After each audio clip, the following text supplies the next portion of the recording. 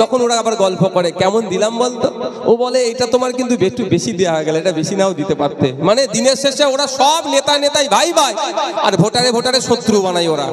এটা আমাদেরকে বুঝতে হবে বন্ধুগণ।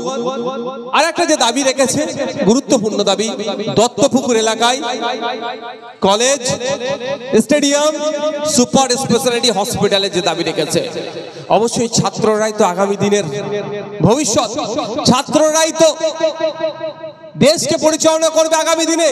এই ছাত্রদের যে দাবি আমি সম্পূর্ণ সহমত হচ্ছি। কেন দত্তপুকুরের মতো এই এত জনবহুল এলাকাতে সরকারি স্বাস্থ্য কেন্দ্রের মান তলানিতে থাকবে? এখানেও একটা রাজনৈতিক টুইস্ট আছে। আপনারা দেখতে পাবেন যত বেসরকারি নার্সিংহোমগুলো আছে, ম্যাক্সিমাম বলছি, তাদের মালিকের সাথে শাসক দলের ব্লক লেভেলের নেতাদের খুব ভালো সম্পর্ক। কেন বলুন তো? সরকারি